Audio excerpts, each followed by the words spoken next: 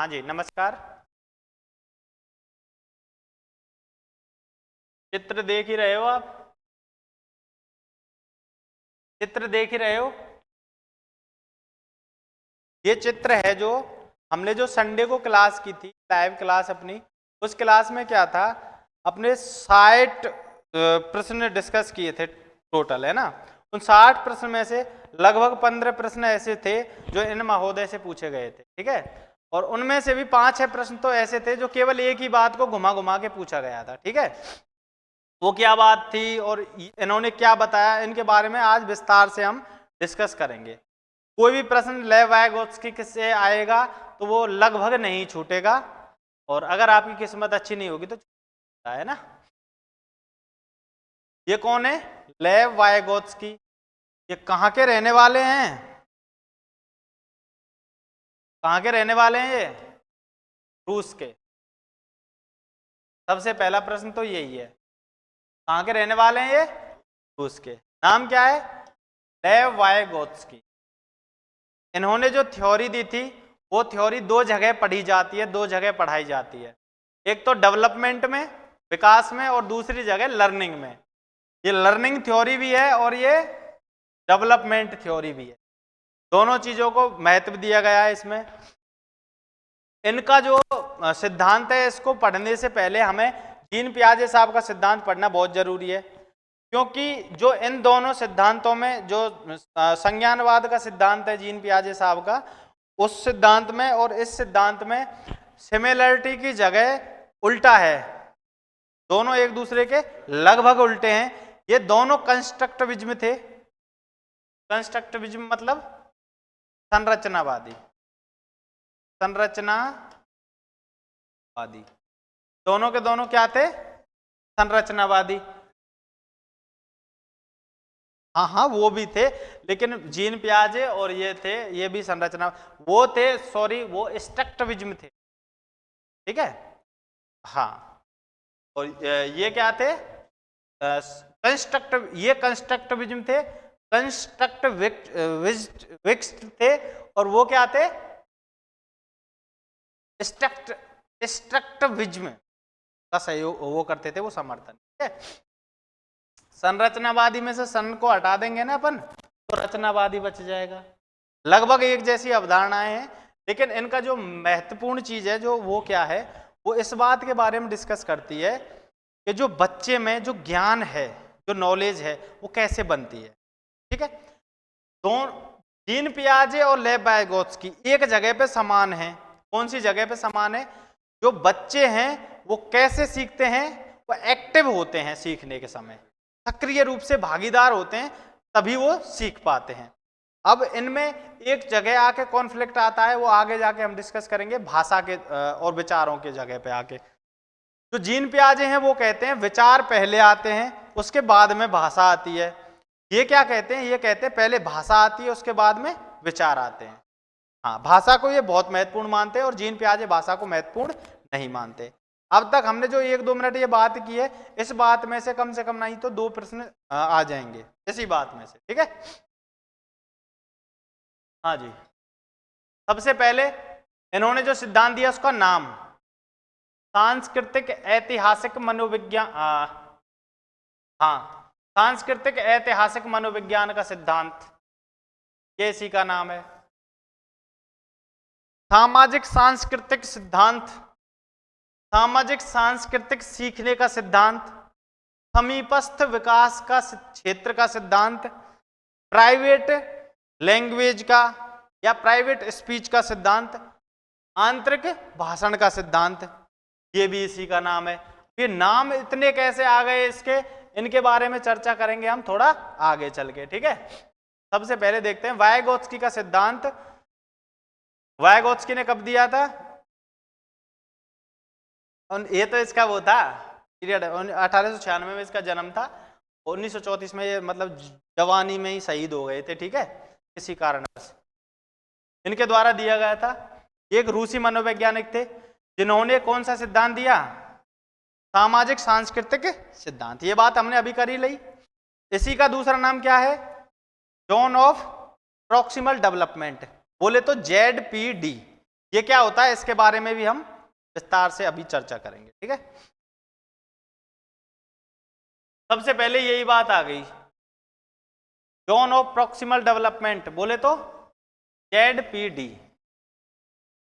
ये क्या होता है, एक बच्चा है, एक बच्चा खुद से बिना किसी की सहायता से खुद से जो कुछ वो जानता है, जो कुछ वो समझता है, जो कुछ उसका डेवलपमेंट हो चुका है, वो क्या है उसका वास्तविक विकास। व्हाट कैन इट डू, वो क्या आई डू, वो मैं क्या कर सकता हूं, मतलब वो क्या कर सकता है, जो वास्तविक विकास है, इसी को बोलते हैं हम वास्तविक विकास,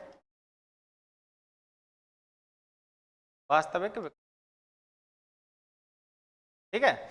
उसके बाद what I can do with help, मैं किसी की सहायता से क्या कर सकता हूं, किसी की सहायता, MKO की सहायता, किसकी सहायता, जो ये हेल्प है ये किसकी है, इसको MKO, मोर नॉलेजेबल अदर या मोर नॉलेजेबल वन, मतलब कोई एक या कोई और ऐसा जिसको उस बच्चे से ज्यादा, इंडिविजुअल से ज्यादा नॉलेज हो, एज का और उसका कोई इसमें वो नहीं है बैरियर, ठीक है। उस बच्चे से केवल ज्यादा नॉलेज हो, वो कोई भी हो सकता है, उसकी सहायता से वो इतना समझ सकता है, स्वयं वो इतना समझ सकता है, इतना कर सकता है, किसी की सहायता से वो इतना कर सकता है। उसके बाद व्हाट आई कैन डू, मैं क्या कर सकता हूं, यह संभाव्य क्षेत्र, संभाव्य विकास, संभाव्य विकास मतलब इतनी संभावना है, यहां तक वो समझ सकता है, इतनी संभावना है। अब जो ये बीच वाला है ना, जहां वो हेल्प से सीख रहा है, MKO, और एक और टर्म आएगी यहां इसके फोल्डिंग,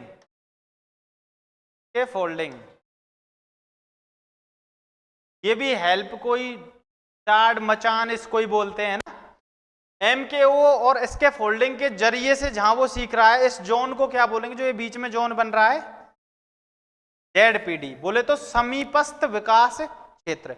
अपने विकास के जो सिद्धांत पढ़े थे उसमें एक प्रॉक्सिमल डेवलपमेंट पढ़ा था ना, समीप से दूर की ओर जो विकास होता है, तो प्रॉक्सिमल का मतलब होता है समीप, ठीक है। जोन का मतलब क्षेत्र, डेवलपमेंट भी विकास, समीप विकास का क्षेत्र, जो उसका एक्चुअल विकास है, उसके जो समीप का, जो उसके नजदीकी जो क्षेत्र है, उसको क्या बोलेंगे हम, ZPD, ठीक है।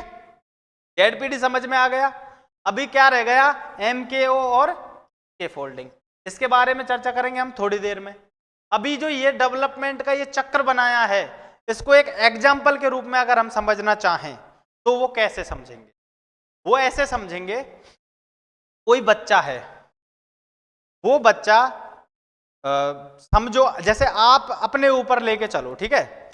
आप CTET की या रीट की तैयारी कर रहे हैं और आपने कहीं से कुछ भी नहीं पढ़ा, ठीक है।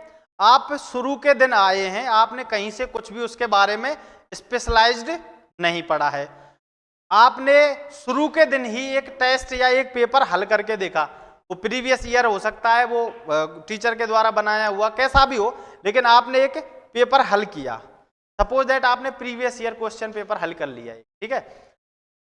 जो CTET है इसमें क्वालिफाई करने के लिए कितने नंबर चाहिए, 90, CTET हो या रीट हो, मैं जनरल के लिए बात कर रहा हूं मैं, है ना। जनरल के लिए क्वालिफाइंग मार्क्स कितने हैं, 90 नंबर। अभी आपने शुरू के दिन बिना किसी की सहायता से, बिना कहीं से पढ़े, आपने कितना स्कोर किया, सपोज दैट आपने 75 स्कोर किया, कितने में से, 150 में से। तो ये क्या है, जो 75 नंबर हैं, ये क्या है, ये है आपका वास्तविक विकास। वास्तविक रूप से आप एक्चुअली आप इतना जानते हो, ठीक है। अब उसके बाद आपने कोचिंग स्टार्ट की, ठीक है, आपने कोचिंग स्टार्ट की और कोचिंग में आपने एक विषय की जैसे कक्षाएं ली, केवल कोई एक सब्जेक्ट की, जो आपको लगता था भाई मैं केवल इस सब्जेक्ट की लूंगा, एक सब्जेक्ट की ली, या अपने पीयर ग्रुप से चर्चा की, अपने संगे साथी जो मतलब पहले से तैयारी कर रहे हैं उनसे केवल चर्चा की। अगर आप उनसे चर्चा कर रहे हो जो आपके संग के साथी हैं, या कोई ऐसा व्यक्ति है जो पहले से सेलेक्टेड है रीट या सीटेट में, या आप उससे चर्चा कर रहे हो, या आप अपने साथी से किसी से जो तैयारी कर रहा है उससे, लेकिन उसको आपसे ज्यादा नॉलेज हो, अगर आप उससे चर्चा कर रहे हो या किसी सेलेक्टेड से चर्चा कर रहे हो, लेकिन वो पढ़ा नहीं रहा, वो एक टीचर नहीं है, वो एक्चुअल जो बताने वाला होता है वो नहीं बता सकता, उससे थोड़ा कम बता सकता है लेकिन आपसे ज्यादा जानता है, उसको बोलेंगे हम MKO। हो गया ना वो क्लियर? MKO क्या है? मोर नॉलेजेबल अदर या मोर नॉलेजेबल वन। अब ज्यादातर अध्यापक इसको मोर नॉलेजेबल अदर पढ़ाते हैं, हालांकि राजस्थान हिंदी ग्रंथ अकादमी की बुक है जो उसमें इसका मोर नॉलेजेबल वन भी दिया हुआ है ना, तो ये भी गलत नहीं है, ठीक है। ये पता चल गया आपको। उसके बाद आता है इसके फोल्डिंग। इसके फोल्डिंग आता है इसी के अंदर। ये क्या है? ये किसी ऐसे व्यक्ति की हेल्प भी ऐसी जो प्रत्यक्ष नहीं हो, अप्रत्यक्ष हेल्प। जैसे किसी टीचर ने आपको बताया कि पढ़ने के लिए सीटेट या रीट क्वालिफाई करने के लिए आपको क्या करना होगा, एक सारणीबद्ध तरीके से, समयबद्ध तरीके से तैयारी करनी होगी। उसके लिए आपको जो अपना सिलेबस है उसको डिवाइड करके उसका समय निर्धारित करके ऐसे ऐसे पढ़ना है। उन्होंने कुछ पढ़ाया नहीं, उन्होंने केवल ये बताया ऐसे ऐसे पढ़ना है। हाँ, तो वो चीज जो उसकी हेल्प करेगी उसको क्या बोलेंगे हम? स्कैफोल्डिंग। इसका दूसरा नाम ढांचा भी है, मचान भी बोल देते हैं इसको। तो ढांचा क्या हो गया? आपको तैयारी ऐसे करनी है, ठीक है, इसको क्या बोलेंगे अपन? स्कैफोल्डिंग। है ये भी हेल्प और है ये भी हेल्प, ठीक है। ये दोनों बातें क्लियर हो गई। अभी अपन एग्जाम्पल पे चल रहे थे ना, बिना किसी की हेल्प लिए 75, अभी मोर नॉलेजेबल अदर्स की हेल्प ले ली, ठीक है, मोर नॉलेजेबल की हेल्प ले ली और स्कैफोल्डिंग की हेल्प ले ली। इससे हमको क्या क्रॉस करना है? केवल 90। भाई पास होने के लिए तो ले रहे हैं हम, हेल्प ले ली, लेकिन वो हेल्प मिलते ही, वो स्कैफोल्डिंग की और वो MKO की जो हेल्प ली थी, वो हेल्प मिलते ही आपका स्कोर आता है 102 सीटेट में, ठीक है। अगर आपका 102 स्कोर आया तो पास होने के लिए कितना चाहिए था? केवल 90। आपके कितने नंबर ज्यादा आए? 12 नंबर ज्यादा आए ना। तो ये जो नंबर आपके आए हैं, या आपके 101 आए रीट में, जैसे भी आपके आए, ये जो नंबर आए हैं ये क्या हैं? ये है संभाव्य विकास। ये बढ़ भी सकता है, ये फिक्स रहेगा। वास्तविक विकास है, ये फिक्स रहेगा। भाई कभी स्टार्ट किया, एक बार चेक कर सकते हैं वास्तविक विकास को। अगर उस किसी फील्ड में करेंगे तो एक बार करेंगे, उसके बाद तो उसमें हेल्प मिल लेगी। लेकिन ये है जो ये फिक्स सा ही रहेगा। भाई 90 नंबर है, जो पास मार्केंगे वो तो फिक्स रहेगी ना, बीच की है। उससे ज्यादा जो आ रहे हैं वो क्या है? इनसे कोई फायदा है? फायदा नहीं है ना। लेकिन ये आपका पोटेंशियल है, इसको हम पोटेंशियल डेवलपमेंट भी बोल देते हैं, PD। इसको हम AD बोल देते हैं, एक्चुअल डेवलपमेंट, ठीक है। पोटेंशियल डेवलपमेंट या संभाव्य विकास है ना। अगर आपके 102 आए, जो 12 नंबर ज्यादा आए, ये क्या है? संभाव्य विकास। यहां तक संभावित था आपका विकास। अगर आपके ये नंबर और बढ़ते हैं तो संभाव्य विकास का क्षेत्र और बढ़ सकता है। What can I do? आप कितना क्या कर सकते हैं? आपने लक्ष्य निर्धारित कर लिया 140 का, ठीक है, और आपके आए 120 या 130। तो लक्ष्य तो आपने निर्धारित जो किया, लेकिन आपका जो संभाव्य विकास क्षेत्र था वो कितना था? 120 या 130। तो ये समझ में आ गया संभाव्य विकास और ये क्या है, ठीक है। अभी आगे चलते हैं। अब जो अभी हमने समझा है ना, इसी में से प्रश्न आते हैं ज्यादातर। इसके फोल्डिंग MK और ये ZPD, ये तीन चीजें सबसे इंपॉर्टेंट थी, ठीक है। अब ये MKO के बारे में और बताया गया है, ठीक है। मोर नॉलेजेबल अदर या मोर नॉलेजेबल वन। वाइगोत्स्की के MKO से आज से ऐसे व्यक्ति से है जो व्यक्ति सीखने वाले व्यक्ति से अधिक ज्ञान, अनुभव एवं कौशल रखता हो। उदाहरण स्वरूप एक बालक जो अज्ञानी होता है वहीं एक अध्यापक जो ज्ञान का भंडार होता है, ऐसी स्थिति में सीखने वाला व्यक्ति अपना सर्वोत्तम संज्ञानात्मक विकास कर पाता है। मतलब यहाँ क्या कहना चाह रहे हैं, यहाँ ये कहना चाह रहे हैं एक बच्चा है, वो अज्ञान है, वो कुछ नहीं जानता है, लेकिन उसको किसी टीचर ने कोई चीज बता दी, वो टीचर भी मोर नॉलेजेबल है, उससे ज्यादा नॉलेज रखता है, और कोई संगी साथी भी हो सकता है, कोई सिलेक्टेड कैंडिडेट भी हो सकता है, वो उससे ज्यादा नॉलेज जो रखता है उसने उसको बताया, तो बच्चे का क्या होगा, सर्वोत्तम संज्ञानात्मक विकास, मतलब इस बहुत ज्यादा संज्ञानात्मक विकास वो कर सकता है, अज्ञान से वो ज्ञानी बन सकता है। ठीक है, यही मोर नॉलेजेबल अदर है। उसके बाद अगला है स्कैफोल्डिंग। स्कैफोल्डिंग के बारे में हमने अभी चर्चा की थी। वाइगोत्स्की के अनुसार बालक को सीखने के लिए एक ढांचे की जरूरत होती है। एक ढांचे की जरूरत होती है ना भाई, एक स्ट्रेटजी की जरूरत होती है ना। तो जो स्ट्रेटजी है ये एक हेल्प है, वो स्वयं नहीं गठित कर रहा है इसको, कोई उसको प्रोवाइड करा रहा है। जो प्रोवाइड करा रहा है वो क्या है, MKO। जो प्रोवाइड करा रहा है, जो हेल्प कर रहा है वो कौन है, MKO। और जो हेल्प है वो क्या है, स्कैफोल्डिंग। जो वो ढांचा है वो क्या है, स्कैफोल्डिंग। उस ढांचे को जो प्रोवाइड करा रहा है वो क्या है, MKO।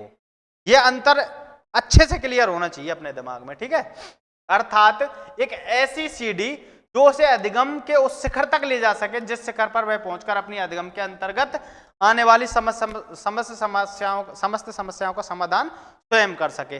जैसे पिछले जो हमने एग्जाम्पल लिया था उसमें 90 मार्क्स था, वो ZPD था। अब वो 90 मार्क्स से कितना ऊपर जा रहा है, इसमें जो स्कैफोल्डिंग है ना उसका योगदान नगण्य होता चला जाता है, बच्चे का स्वयं का योगदान हो जाता है। संभाव्य विकास पे वही पहुंचता है जो खुद से करता है। टीचर के सहारे से केवल पास हुआ जा सकता है। जो टॉप करता है, जो रैंक लाता है, वो खुद के दम पे लाता है, किसी टीचर के दम पे रैंक नहीं आती है। ठीक है,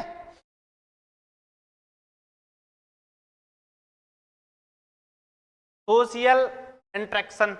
अब इन्होंने कुछ और इंपोर्टेंट बातें बताई हैं, उनके बारे में चर्चा करते हैं। सोशल इंटरेक्शन को ये बहुत महत्वपूर्ण मानते हैं। सोशल इंटरेक्शन बोले तो अपन क्या कर रहे हैं, सोशल इंटरेक्शन कर रहे हैं। ऑफलाइन क्लासेज में सोशल इंटरेक्शन ही तो होता है।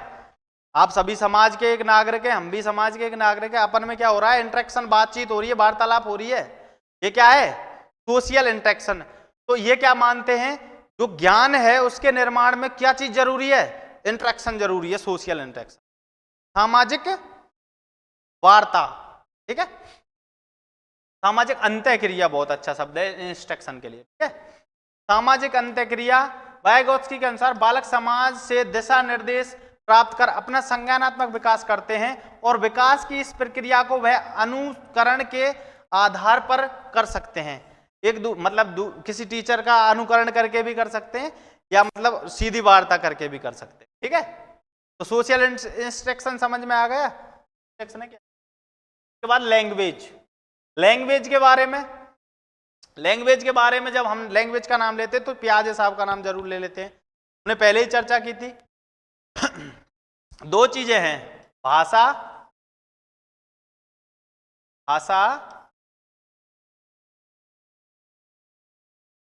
और विचार।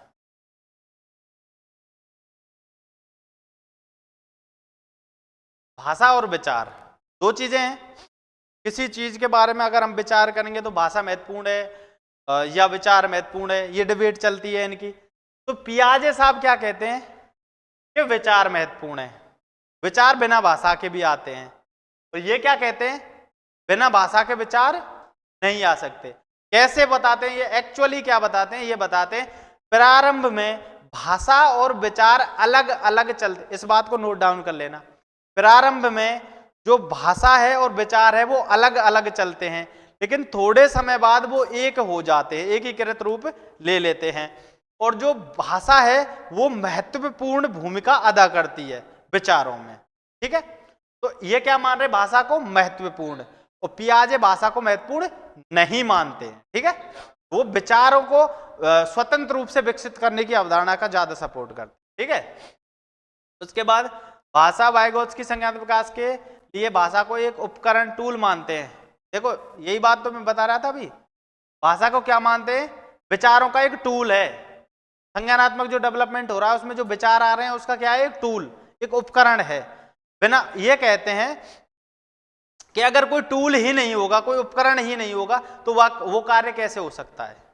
जैसे आपके कमरे में बल्ब नहीं है, बल्ब नहीं है और अंधेरा है, तो आप बिना बल्ब के लाइट जला सकते हैं क्या? वहां पे नहीं जला सकते ना। तो पियाजे, ये जो वाइगोत्स्की साहब है, ये भाषा को एक बल्ब मान रहे हैं।